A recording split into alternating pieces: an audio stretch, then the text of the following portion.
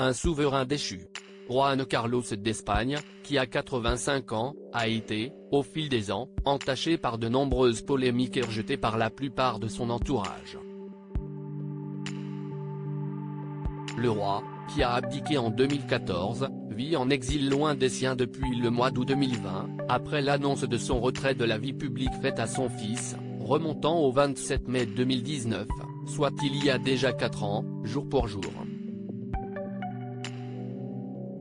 À des kilomètres de l'Espagne, le père de Felipe V s'est en effet installé sur une île au large d'Abu Dhabi.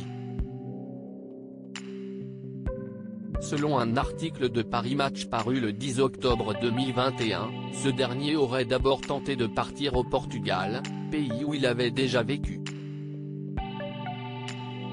Mais on lui a demandé de disparaître plus loin, avaient expliqué nos confrères. Ce fut donc au sein des Émirats arabes unis qu'il choisit de déposer ses valises. D'ici, je ne gêne pas la couronne, avait confié Juan Carlos à l'historienne Laurence Debray dans son livre Mon roi déchu, publié le 6 octobre 2021 chez Stock. Alors qu'il n'était jamais apparu en public depuis qu'il avait rejoint Abu Dhabi, le souverain de 84 ans avait été aperçu pour la première fois les 17 et 18 décembre 2021.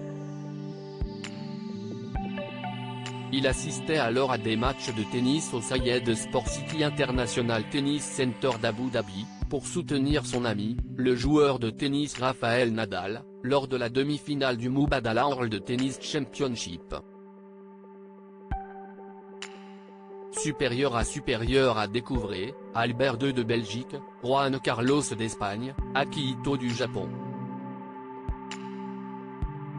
Ces monarques ont abdiqué pour leur héritier. Je faisais face à beaucoup de pression à cause de ses nombreux déboires judiciaires, il est notamment accusé de corruption et de blanchiment d'argent, et scandale amoureux, le roi d'Espagne avait préféré quitter son pays au mois d'août 2020.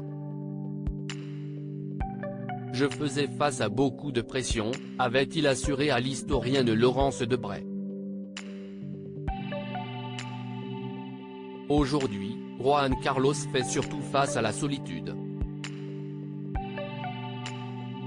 En jean et t-shirt, il tourne en rond dans une villa de 1000 m² avec vue sur la mer, écrivait Le Point, le 22 décembre 2021.